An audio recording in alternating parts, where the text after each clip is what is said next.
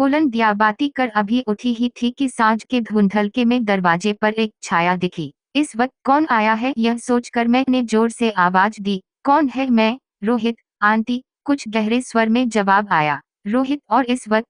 अच्छा है जो पूर्वा के पापा घर पर नहीं है, यदि होते तो भारी मुश्किल हो जाती, क्योंकि रोहित को देखकर तो उनकी त्योरियां ही चढ़ जाती हैं। हाँ, भीतर आ जाओ बेटा। कहो, कैसे आना हुआ? कुछ नहीं आंटी, सिर्फ यह शादी का कार्ड देने आया था। किसकी शादी है? मेरी ही है। कुछ शर्माते हुए वे बोला, अगले रविवार को शादी और सोमवार को रिसेप्शन है। आप और अंकल जरूर आना। आज तक हमेशा उसे शादी के लिए उत्साहित करने वाली मैं शादी का कार्ड हाथ में थामे मुंहबाए खड़ी थी। चलो आंटी, देर हो रही है। रोहित बोला, कई जगह कार्ड डांटने हैं। हाँ बेटा, बधाई हो, तुम शादी कर रहे हो। आएंगे हम, जरूर आएंगे। मैं जैसे सपने से जागती हुई बोली। बहुत खुश होकर कहा था यह सब, पर ऐसा लगा कि रोहित मेरा अपना दामाद, मेरा अपना बेटा किसी और का हो रहा है। उस पर अब मेरा कोई हक नहीं रह जाएगा। रोहित हमारी ही गली का लड़का है और मेरी बेटी पूर्वा के साथ बचपन से स्कूल में पढ़ता था।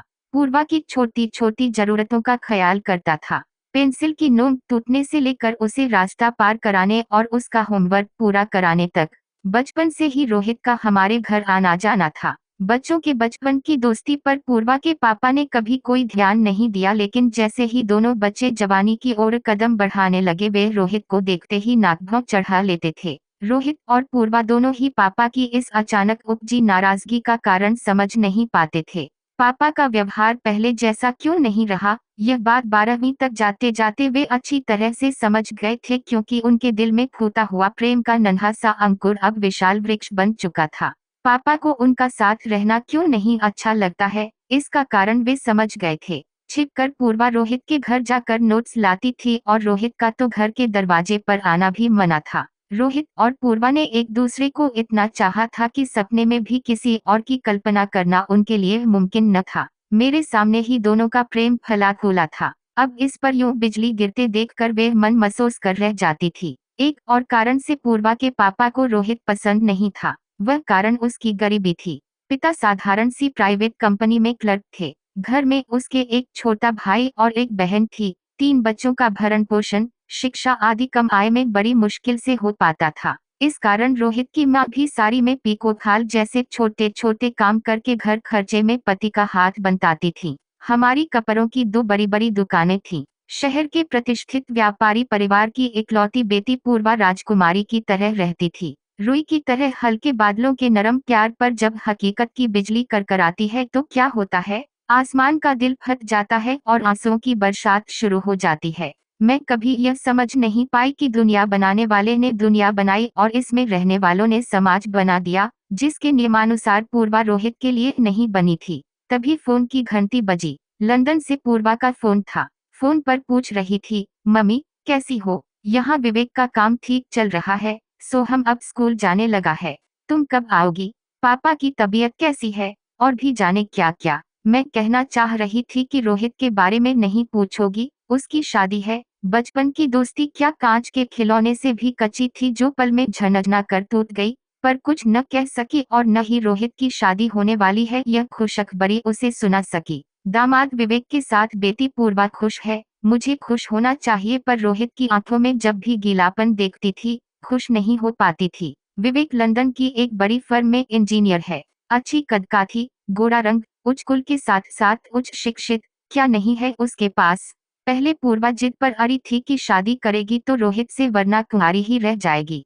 पर दुनिया की ऊंच नीच के जानकार पूर्वा के पापा ने खुद की बहन के घर बेटी को ले जाकर उसको कुछ ऐसी पति पढ़ाई कि वे सोचने को मजबूर हो गई कि रोहित के छोटे से घर में रहने से बेहतर है विवेक के साथ लंदन में ऐशो आराम से रहना। बुआ के घर से वापस आकर जब पूर्वा ने शर्माते हुए मुझसे कहा कि मुझे विवेक पसंद है, तब मेरा दिल धक कर रह गया था। मैं अपना दिल पत्थर का करना चाहूं तो भी नहीं कर पाती, और यह लड़की, मेरी अपनी लड़की, सब कुछ भूल गई। लेकिन यह मेरी भूल थी। लंदन में सब कुछ होते हुए भी वे रोहित के बेतहाशा प्यार को अभी भी भूल नहीं पाई थी।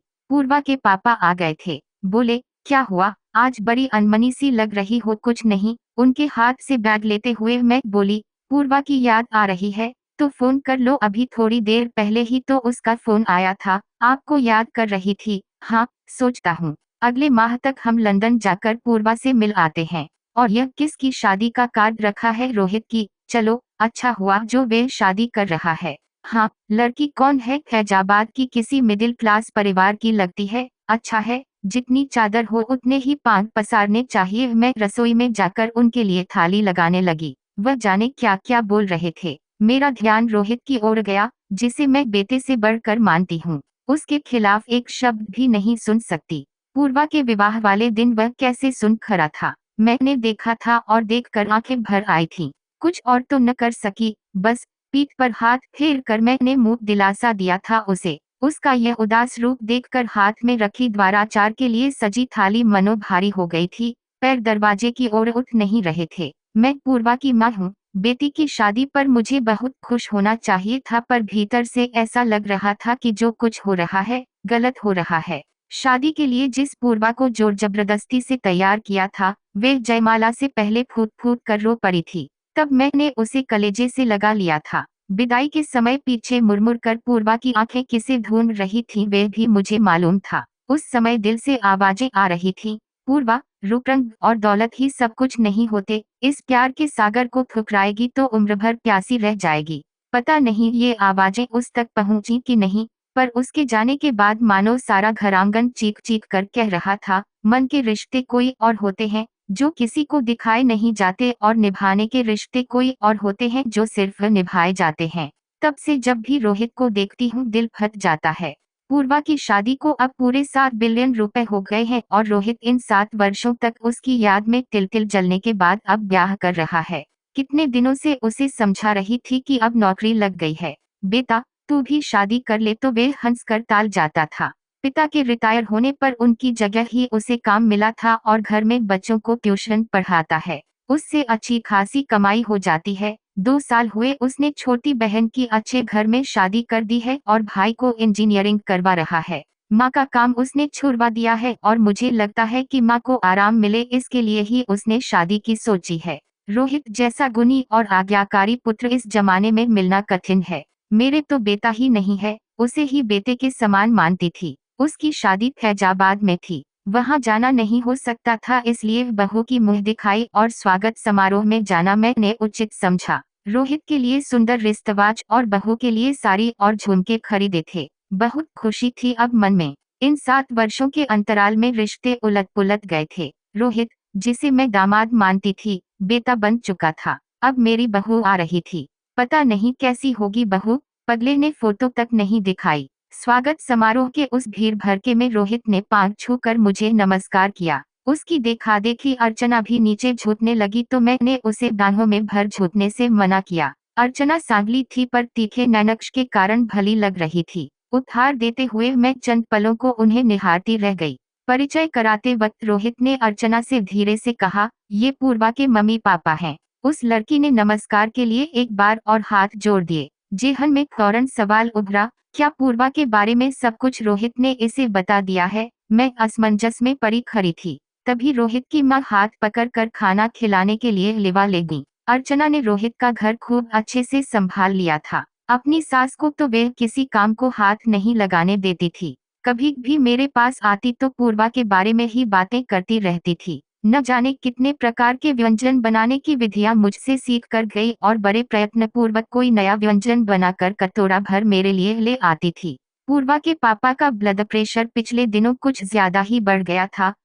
हमारा लंदन जाने का कार्यक्रम स्थगित हो चुका था। अब की सितंबर में पूर्वा आ रही थी। विवेक को छुट्टी नहीं थी। पूर्वा और सोहम दोनों ही आ रहे थे। जिस रोहित से पूर्वा लड़ती गड़ती रहती थी, जिस पर अपना पूरा हक समझती थी, अब उसे किसी दूसरी लड़की के साथ देखकर उस पर क्या बीतेगी, मैं यही सोच रही थी। रोहित की शादी के बारे में मैंने उसे फोन पर बताया था। सुनकर उसने सिर्फ इतना कहा था कि चलो, अच्छा हुआ शादी कर ली और कितने दिन अकेले रहता। अभी पूर्वा को आए एक दिन ही बीता था। रोहित और अर्चना तैयार होकर कहीं जा रहे थे। मैंने पूर्वा को खिड़की पर बुलाया तो रोहित के बाजू में अर्चना को चलते देख मानो उसके दिल पर सांप लौट रहा था। मैंने कहा, वह देख, रोहित की पत्नी अर्चना। अर्चना को देखकर पूर्वा ने मुंह बनाकर कहा, इस काली क्लोटी से ब्याह रचाया है, ऐसा नहीं बोलते। अर्चना बहुत गुणी लड़की है, मैंने उसे समझाते हुए कहा। हूँ। जब रूप नहीं मिलता तभी गुण के चर्चे किए जाते हैं।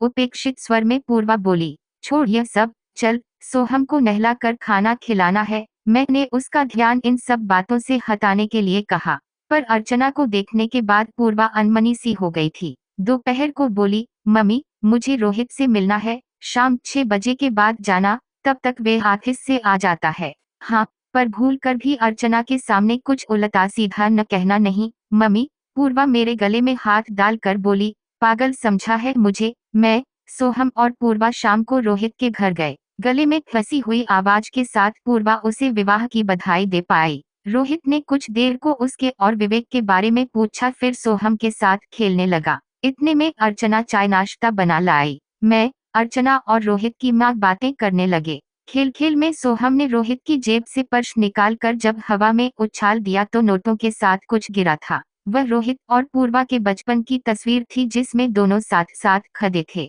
तस्वीर देखकर हम मामबेटी भौचक्के रह गए, पर अर्चना ने पैसों के साथ वह तस्वीर भी वापस पर्स में रख दी और हंसकर कहा, पूर्वा दीदी, बचपन में कटे बालों में आप बहुत सुंदर दिखती थी। रोहित को देखकर तो मैं बहुत हंसती हूँ। इस ढीले ढाले हाफ पैंट में जोकर नजर आते हैं। बात आई गई हो गई, पर हम समझ चुके थे कि अर्चना पूर्वा के बारे में सब जानती है। पूर्वा जिस दिन लंदन वापस जा रही थी, अर्चना उपहार लेकर आई थी। लो दीदी, मेरी ओर से यह रखो। आप रोहित का पहला प्यार हैं, मैं जानती हूँ। वे अभी तक आपको नहीं भूले हैं। वह आपको बहुत चाहते हैं और मैं उन्हें बहुत चाहती हूँ। इसलिए वह जिसे चाहते हैं मैं भी उसे बहुत चाहती हूँ। उसकी यह सोच पूर्वा की समझ से बाहर की थी। पूर्वा ने धीरे से थैंक यू कहा। आज तक रोहित पर अपना एकाधिकार जताने वाली पूर्वा समझ चुकी थी कि प्रेम का दूसरा नाम त्याग है। आज अर्चना के प्रेम के समक्ष उसे अपना प्रेम बौना लग रहा था।